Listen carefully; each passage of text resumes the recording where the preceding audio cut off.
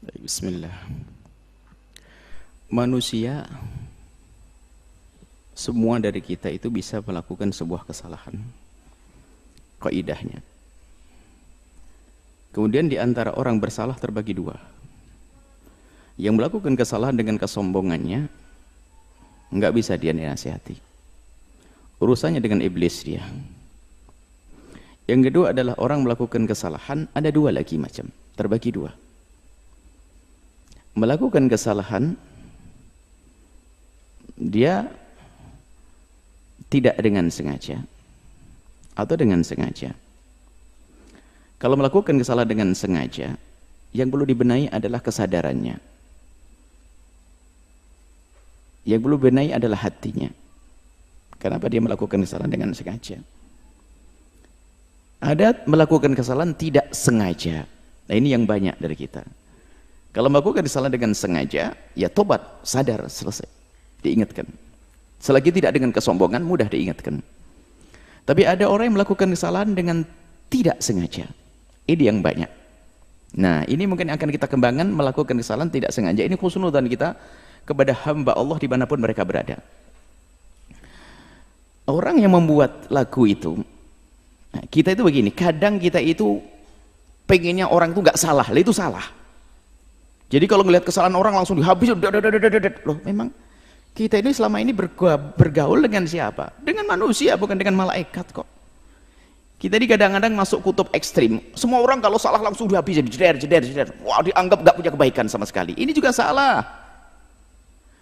Ekstrim yang lain lagi adalah salah sudah dibela, sudah salah dibela.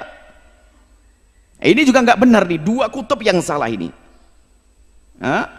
Melihat orang salah, nggak memilah-milah, nggak bisa. Pokoknya salah begini langsung dihabisin.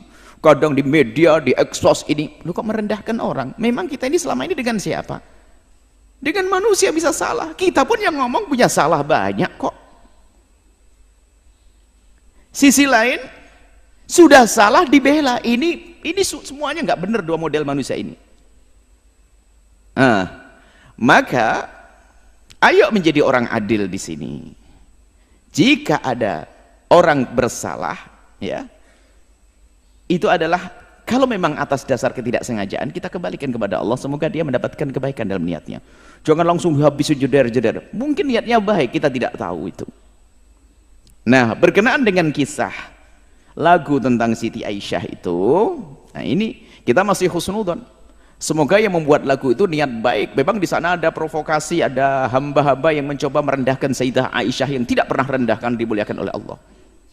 Ada sekelompok orang semacam itu. Lalu muncul lagu-lagu tentang Siti Aisyah. Satu sisi mungkin niatnya baik. Nah, ini kita kembalikan pada niatnya. Insya Allah, dan ini husnul yang menyusun syair tentang Siti Aisyah itu sampai dilakukan itu, insya Allah saya tidak kenal. Insya Allah niatnya baik untuk mengangkat tentang Siti Aisyah, agar orang mensuri teladan Siti Aisyah. Dari sisi ini sesuai dengan niatnya adalah baik. Akan tapi kita semua manusia, kadang kita melakukan kebaikan, kadang dibarengi dengan kesalahan. Tinggal kita tegur kesalahannya saja, beres. Siapa yang tidak pernah bersalah? Siapa yang sempurna dalam melakukan? Kita melakukan sholat kadang ada salahnya, takbirnya kurang begini ada. Kita melakukan zakat ada kurang ini. Ada kekurangan itu wajar. Hanya yang penting adalah yaitu kita sadar kalau kurang, yuk kita benahi. Maka berkenaan tentang kisah syair Siti Aisyah yang disandungkan itu, kalau benar syair yang itu, yang dilakukan itu, maka kita husnudzon, semoga yang membuat syair mendapatkan pahala besar dari Allah karena niatnya baik dia. Adapun ada kekurangan di dalam syairnya, ya itu adalah sifat manusiawi, sudah kemanusiaan, sudah manusiawi. Ada kekurangannya, tinggal yuk kita sempurnakan. Tidak perlu kita menghujat orang semacam ini, nggak ada. Dia niatnya baik, menghadirkan kisah Siti Aisyah yang baik. Hanya kalau ada kekurangannya, mari ayo kita benahi bersama. Dan semoga yang membuat atau yang menyenandungkan mendengar suara ini lalu mencoba mengubah liriknya. Baik, jadi seperti itu. Jangan langsung kita habisin seolah-olah nggak punya kebaikan sama sekali. Ini ada hal-hal yang baik, menjadi orang kenal Siti Aisyah, rindu untuk kenal Siti Aisyah dan sebagainya. Mungkin ini dari sisi kebaikannya. Cuman kalau ada kesalahannya, ayo kita benahi bersama. Pokoknya gini deh, kalau orang jangan merasa benar gak ada salahnya, itu sudah salah kita. Atau menganggap orang harus benar terus gak bakal salah, ini juga salah. Kalau ada kesalahannya bagaimana? Nah, ini berkenaan tentang syair-syair Siti Aisyah itu, kita akan kembali kepada kaidah. Bagaimana? Ini pertanyaan besar. Apakah diperkenankan kita menyifati istri-istri baginda Nabi dengan sifat-sifat jasadiyah, jasadnya? Ulama memberikan rambu-rambu di sini. Sayyidat Aisyah, Sayyidah Khadijah Kubra dan yang lain adalah ummahatul mu'minin. Kami yakin Anda rindu syafaat Rasulullah. Kami yakin Anda semua adalah orang yang ingin mulia bersama Rasulullah. Dan termasuk membuat syair itu insya Allah tidak terlintas di hatinya untuk merendahkan istri Rasulullah. Cuman kalau ternyata ada syair yang perlu dibenahi, ayo kita benahi bersama. Mungkin ada pakar ahli dalam buat syair, dirubah syairnya. Ini kaidah di dalam membicarakan jasad Nabi. Kalau jasad secara umum adalah sah. Misalnya apa ya? Tidak mengarah kepada sifat-sifat yang spesial. Karena itu adalah ibu kita. Coba, kita dengan ibu sendiri, adik sendiri, kakak sendiri, laki-laki. Anda laki-laki, normal, sehat pikiran, sehat hati, nggak mungkin bisa membayangkan atau menceritakan tentang sifat-sifat sisik detail tentang adik perempuannya atau ibundanya. Mohon maaf, tentang bibir, tentang ini, nggak bisa. Nggak bisa. Khusus mahramnya itu nggak bisa, kecuali sudah hatinya rusak karena nonton yang enggak tonton ini, sampai naudzubillah sampai ada orang melakukan kehinaan dengan saudaranya sendiri. Ini beda, tapi normal, sehat, punya kemuliaan, nggak bisa menceritakan tentang detail fisik ibundanya. Bagaimana yang bakal didengar oleh orang, sementara wanita akan dijaga, ditutup. Menyebut tentang fisik yang sangat pribadi kepada orang lain, dan orang itu bisa saja laki-laki membayangkan, oh, ibundamu, nggak bisa, nggak punya adab. Makanya para ulama mengatakan bahasanya kalau bicara tentang mensifati jasadnya istri-istri Nabi, jangan, tidak boleh dilakukan. Itu ibunda kita, ummahatul mu'minin, ummahatul mu'minin. Jadi jangan sampai kita menyifati sifat-sifat jasad yang semua orang akan membayangkan tentang ininya ini. Bahkan segala sesuatu yang ada hubungannya dengan jasad, mari kita tepes itu ibunda kita. Ibunda kita itu Sayyidat Aisyah. Bahkan wanita-wanita mulia seperti Sayyidat Fatimah Zahra, kita tepis, kita buang. Kalau ada pikiran-pikiran tentang bayangkan tentang ini. Adapun penyebutan Nabi tentang Humairah, banyak riwayat tentang Humairah, ada riwayat palsu, tapi ada juga hadis yang benar tentang Humairah waktu itu tentang baginda Nabi di saat ada orang Habasyah, dakhalal Habasyah yal'abun, kemudian Nabi kan aturidina antanduri atuhibbina antanduri ya Humairah, ya Humairah, apakah kau ingin melihat wahai Humairah? Nah, tapi Nabi menyebut Humairah. Lah Humairah itu dalam bahasa Arab itu apa? Dimaknai adalah kalau untuk menyebut orang itu kan ada, kalau bahasa kita ada orang sawo mateng, kulitnya sawo matang, kuning langsat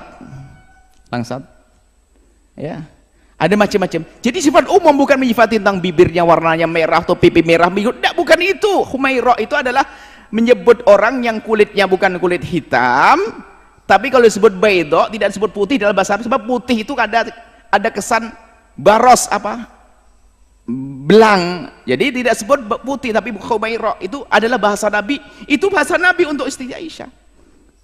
Dan kita tidak perlu mengembangkan makna ini menjadi kemerah-merahan ini itu, hati-hati, jangan itu. Ini nasihat, jika mendengar silahkan dengar. Ada syairnya.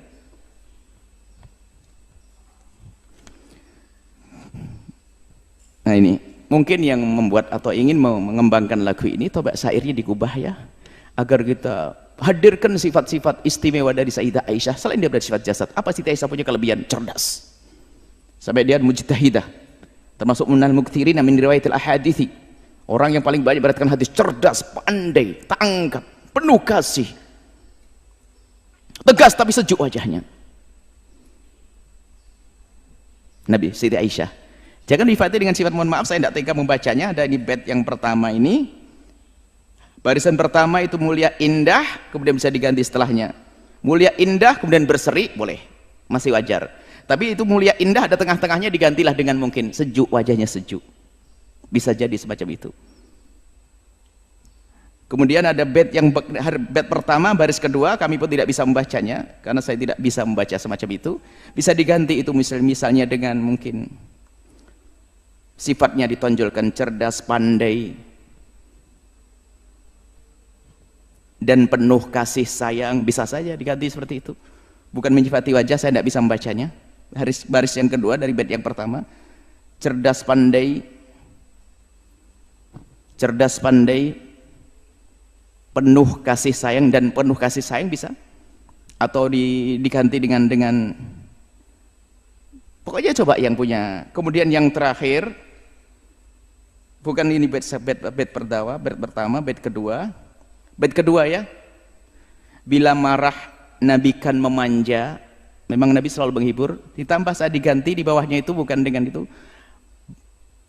menghibur hatinya, bisa dikatakan menghibur hatinya. Nabi selalu kalau Siti Aisyah marah adalah berusaha untuk menghibur hatinya tanpa menghadirkan satu yang ya intinya untuk menjaga jangan sampai kita punya bayangan-bayangan yang kurang pantas kepada ibunda kita.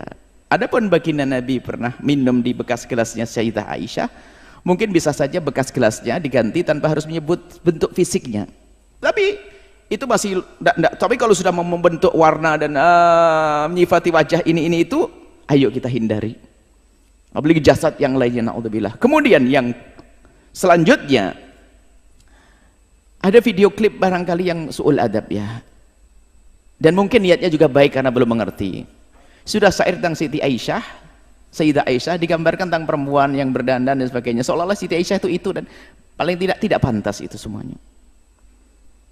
Ini nasihat buat saudara-saudaraku pecinta sholawat. Ayo kita waspada dalam hal-hal yang semacam ini. Itu saja mungkin. Jadi yang membuat lagu dan yang ingin menyebar itu kami yakin husnudon karena rindu agar Siti Aisyah betul-betul jadi suri toladan.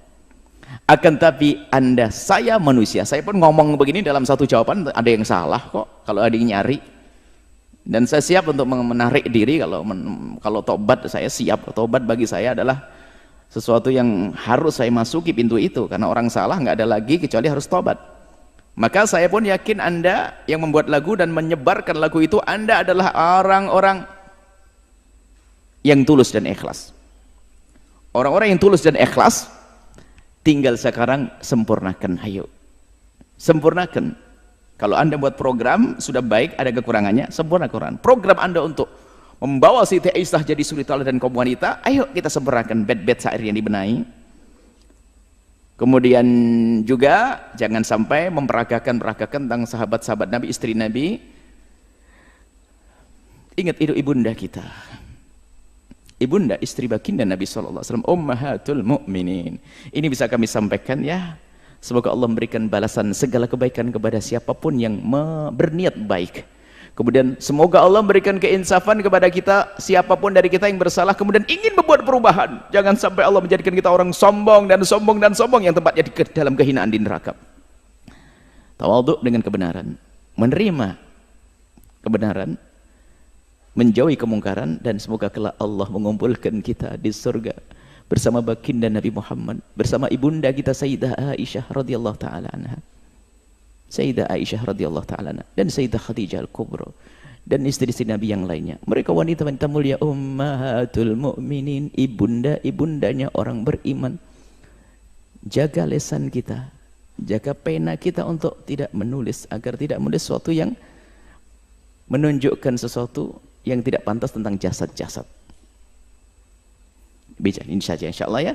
Semoga Allah mengampuni kita semuanya, menjaga hati kita, menjaga lisan kita, menjaga semuanya yang Allah berikan pada kita, sehingga tidak kita gunakan kecuali untuk yang Allah ridhai. Ini saja, wallahu a'lam bishawab.